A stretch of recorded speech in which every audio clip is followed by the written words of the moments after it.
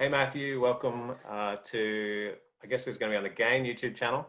Um, I'm from Australia, so I'm going to call you Matt, even though you just asked to be called Matthew. That's what that's what we do in Australia. We make things shorter, and yeah, good to have you here, buddy. I Thank see you. you've got a T-shirt on. Tell me about your T-shirt.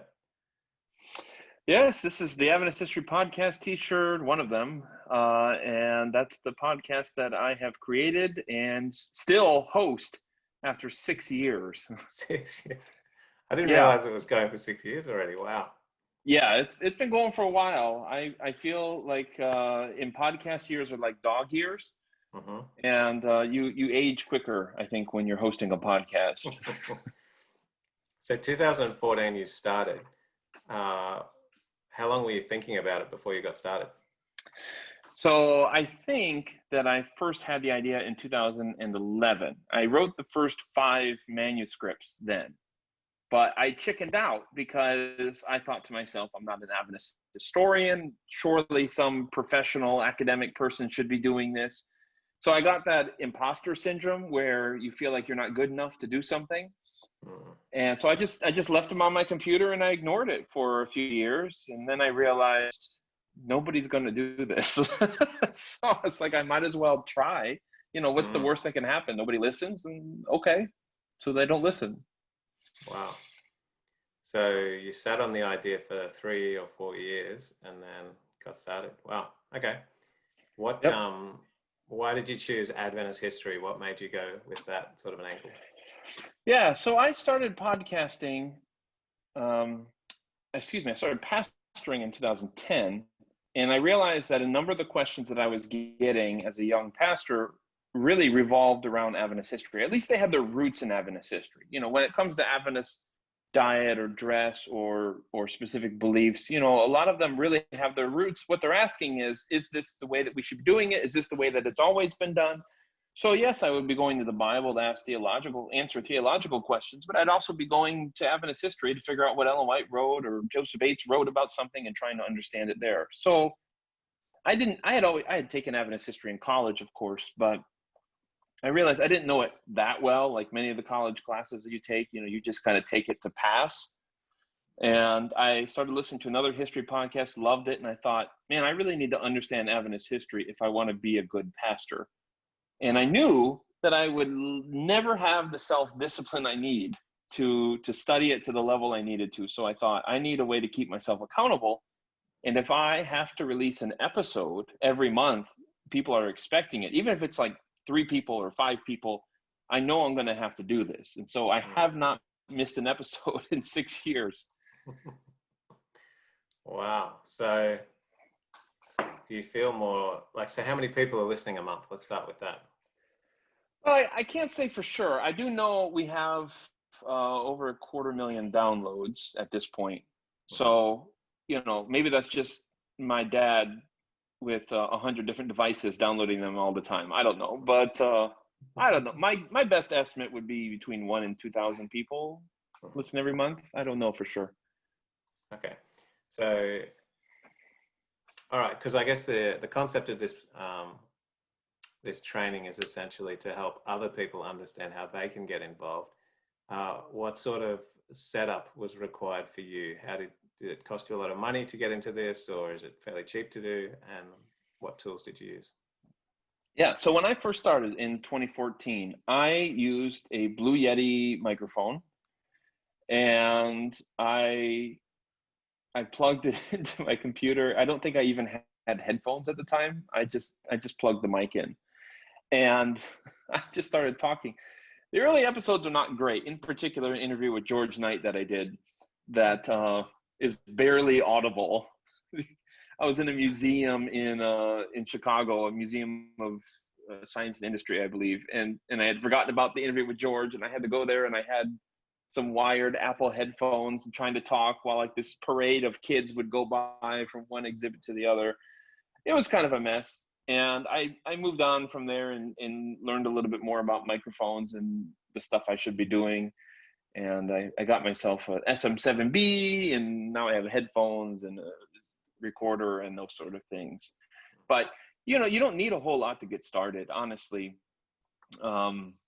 You can find microphones for under $100 and they'll do you just fine, right? I mean, I got started on nothing. I think you're going to find a lot of people who you look up to their work and say, I want to do what they do. And I think a lot of those people started with very little. You know, you may admire the gear that they eventually got to, but really just start. Don't let these things be a barrier to you starting. Just put it Yeah. that way. Yeah. Wow, that's awesome. So did somebody specifically inspire you to start a podcast, or it was just your own idea? Or Well, like I said, I enjoyed other people's podcasts. I wasn't aware at the time of any Adventists who were doing anything more than, let's just say, putting sermons from their church on there, or programming that they were already doing for television or radio. They would just throw it up as a podcast. I don't remember there being any original content stuff. So the people I looked up to, like Mike Duncan, the other podcasters, were not Adventists, but I enjoyed the work into history that they were doing, and so I kind of modeled my program after his. Of course, his program has long since ended, so mine sticks out like a sore thumb now. But it used to be cool, guys. It used to be cool to do it the way I do it. yeah, it is a very different style. It's not conversational. It's just you're reading a script essentially, but Yeah. you make it sound like you're not reading a script. You are quite good at that. I'll give you that. Thank you. How do you go about building your scripts? How do you do the research phase, and what resources do you read for that? So that process has tremendously evolved over the years. In the beginning, of course, I was just getting a bunch of Adventist books, popular books that everybody else is reading, and just going with those. But now, for instance, just I want to say a week ago, I went up to the Center for Adventist Research and spent the whole day in their archives reading, some original material. So that's kind of the level of research this thing has evolved to. Obviously, if you're not doing an academic or a history podcast, you wouldn't have to do that stuff. But that's what it takes now to produce an episode. So I'll do that. It takes me about, I want to say, 15 to 20 hours a week to do research, to write, to record, and to post it. Which is, again, if anybody's thinking of podcasting, don't get turned off by that number, okay? I'm weird. I'm having to do a lot of research for mine. You may not have to do that for yours, but that's what it takes. And so I'll gather all that. I'll get scans of all the materials that I've been reading through, and I'll just go through them on one side of my screen, and then the other side of my screen as a document, and I'll start writing notes, trying to piece it all together into a coherent narrative. That's really the hardest part of the task. Yeah. Yeah, and I guess yours is fairly heavily researched because you want to be across all of the events that happen, and you probably feel some sort of pressure to not want to deliver a false narrative or a false history of what actually happened. Yeah, absolutely. I mean, I want to get it right, and because I recognize that many people who are listening, they're listening because they're not Adventist historians, and so they trust you to tell them the way things really happened, and so I try to do my best to put lots of footnotes in my manuscripts. Do you have a production team? Do you have any digital assistants in another country? How big is the operation? The operation is just me for now. My wife, by the way, I hate for her to watch this and think that I'm leaving her out. She built the website. She handles all that kind of behind the scenes stuff with the website. I don't do websites. And so she does a fantastic job getting the store up and sharing my posts and things like that. So she's indispensable. But as far as the actual recording of the podcast and the research and stuff, that's just me, which is probably why it's not, I don't have as a crack social media team like some other folks have. So what do you think it is that keeps you motivated then to be able to keep this up for 6 years? Because I know there's a lot of podcasts out there. I know another guy who's done one and has struggled to keep the episodes flowing. So that's me, of course. But how have you? Did you always plan it would go this long? How long did you think this would last? When I first started, I didn't think in terms of years. I thought in terms of a date that I wanted to get to in history, and that was always Ellen White's death. It's not because I didn't think any good Adventist history happened after that. It's just that I didn't know what happened after that. You know, when you read a lot of books in Adventist history, it's like William Miller, it's 1888, you know, it's this, we don't have as many books that go beyond Ellen White's death. It's kind of a gray area for a little, you know, except for certain areas like 1919 and questions on doctrine in the 50s. And so I didn't think I was going to go beyond that. I thought this is a lot of work. I'll tell you what has helped me stay focused and producing content without missing a single episode is that I only do it once a month. Doesn't mean it's not stressful sometimes, but I think if I had to produce an episode every week, that would be, I mean, just so much harder. And I really look up to the people who are able to do that regularly. That's hard work. That's hard to do. So I would just say, I would just say at the outset, understand yourself. You know, be kind to yourself, because when you have a creative vision for something, you tend to just you get excited about it at the beginning. Like, I'm going to release on Monday, Wednesday, Friday. I'm going to clear out my schedule. Okay, just anticipate.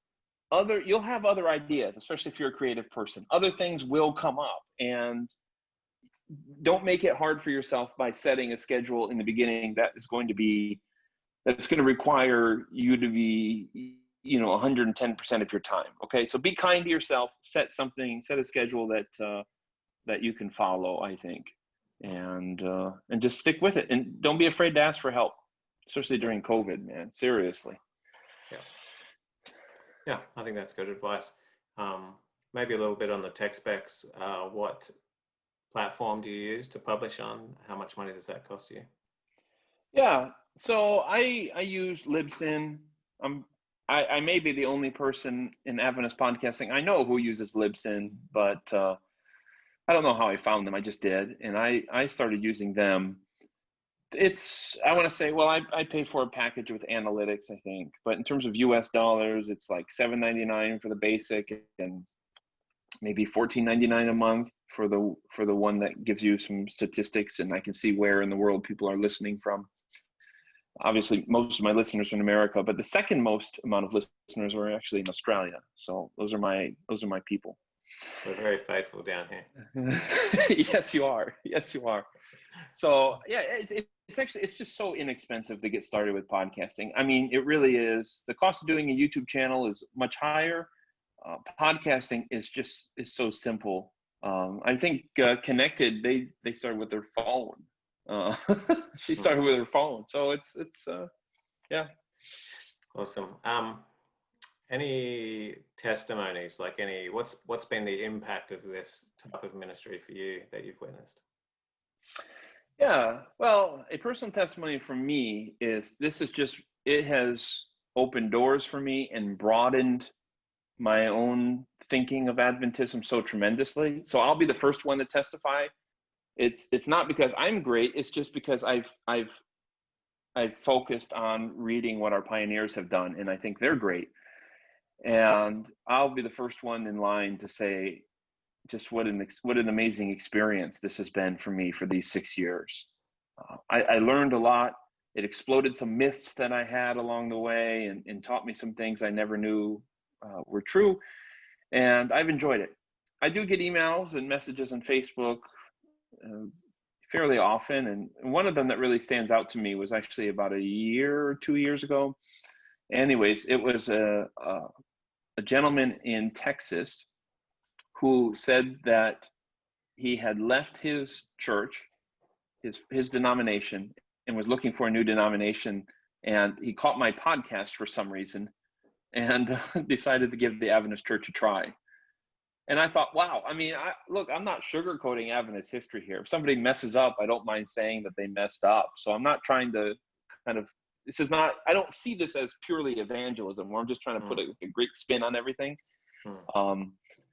But so he saw it. He saw our history, you know, warts and all, and still believed that God was working in this church. And so I'll always remember that email. And I'll also remember the message I got from the producers of the movie Hacksaw Ridge. And I hadn't even gotten to Desmond Doss yet. He's much further down the road, and they found the podcast somehow. I have no idea how, and they wanted to have a conversation about Desmond Doss and these are not Adventist producers in Hollywood, okay? Yeah. And they really admired Desmond Doss for his witness as well. So I'll remember that one as well. Awesome. So when's the movie coming out about your life?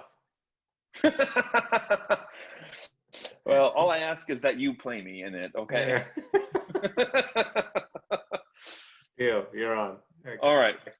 We'll do that. Awesome. What do you think? I'm just picturing the trailer. One podcaster dared to, I don't know what the drama is in making the podcast, but they'll think of something. They will. If Mel Gibson does it, it'll be exciting. It'll be rated R. I don't know. Do you think there's room for more podcasts in Adventism, and do you feel like there's room for more like Adventist, like this is somehow a bit of an internal podcast, really, isn't it? Like it's really mostly informing Adventists of their history, but it does have the potential to reach out like it has in those few stories you've mentioned.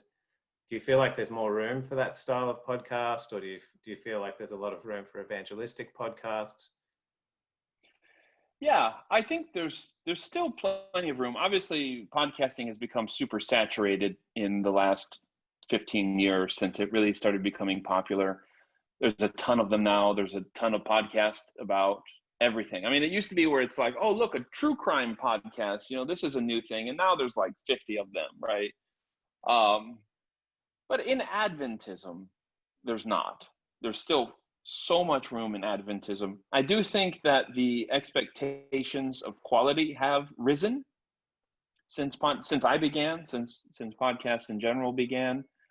People expect a lot more now, and that's fine. I think we just need to be aware of that. But there's absolutely plenty of room. I think people need to realize, yes, your primary audience may be Adventist, depending on what you're talking about, may be Adventist. But there's always somebody who's not Adventist who's listening.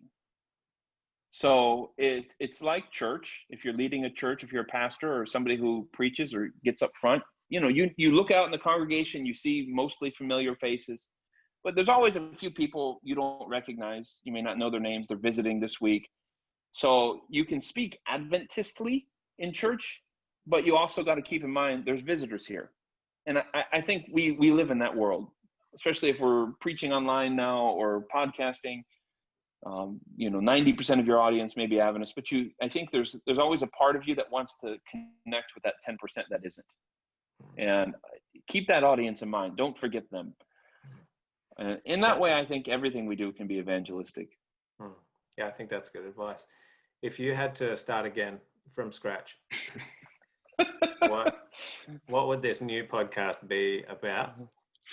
Oh, well, if I didn't do Adventist history again, if I was done with that, yeah, I've had a couple different ideas. One of them was Adventists are weird, which has become kind of mythological in the sense that I've announced it like 2 years ago and I've never produced an episode for it.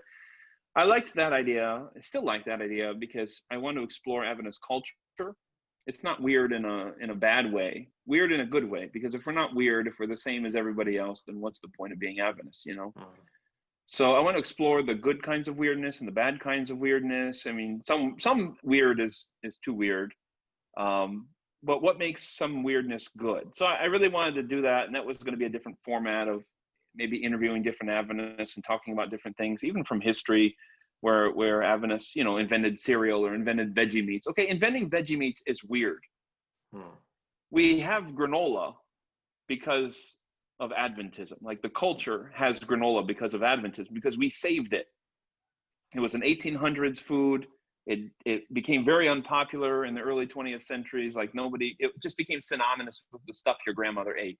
And then Adventists said, hey, no, granola is good. And we repopularized it. So that's weird. And I like to kind of think about that and dwell upon that. The other thing I really want to do is an audio drama. And that one's Adventists in Space. And I don't have access to like a full cast like Discovery Mountain or whatever. But I really want to kind of push Adventists into the future where we have a colony on the moon and just say, what does it mean to keep Sabbath when you're on the moon? What does it mean to do Bible studies towards baptism with somebody on a planet with no water, or where water is a very precious commodity that you wouldn't waste by dunking somebody in it and bringing them back up, right? So what does baptism look like in that environment? You know, what is the role of religion in what would be an eminently scientific atmosphere? So that just interests me, not because I think that's going to happen anytime soon, but it's an interesting thought experiment, and I think it could be a fun audio series for people to listen to. So anyways, that's kind of where I'm at, but who knows where I'll land when this podcast ends sometime before 2050. We'll see what happens when we get to that point. Awesome. That's great. I guess if there was any parting words of encouragement, this will be the shortest one we've done in a while. Last week was an hour and a half, so I don't mind having a short one. But if there was some parting words of encouragement for somebody who was thinking about getting into podcasting, what do you think you'd tell them, or how would you encourage them? I would say, don't do what I did and fall victim to the imposter syndrome. Don't think that you're the only one who's gone through it, where you don't feel worthy enough or capable enough, or smart enough, or talented enough, or whatever it is, in order to do something. When you look at people around you, people you admire, and you say, well, they would do it better if only they would do it, you know? And that can freeze you. It can prevent you from doing your best, because you think you know that you don't measure up. And I think that is very real. I had that when I was going to begin my podcasting. I had that when I was beginning pastoring, okay? Because you go to your first funeral and you're like, I don't know what I'm doing, but everybody looks to me as if I know what I'm doing. So I just kind of have to, just do it, I guess. You have these moments in life. And I think the ubiquity of the internet, where you have all these influencers and people who just seem to effortlessly produce great content, and it really can make you feel like you're less than. And so my great message for people is just do it. Find somebody. This is the beauty of the Adventist Church. Find a fellow Adventist creative, even if you don't know them. Just write them on Facebook or whatever, and just say, hey, I was thinking of starting a podcast. Will you help me get started? They will. Okay, Peter McKinnon on YouTube is not going to help you buy a camera. He's too big for that now. But your fellow Adventists will help you get started. You have support, and I'm sure you can get some constructive feedback. If you want to give them an audio sample, they will help you. So I'm just going to say, no excuses. Money is not an excuse. Your perceived imposter syndrome is not an excuse. Connect with somebody. Adventist creatives love nothing more than to help other Adventist creatives. Absolutely. We want more of them.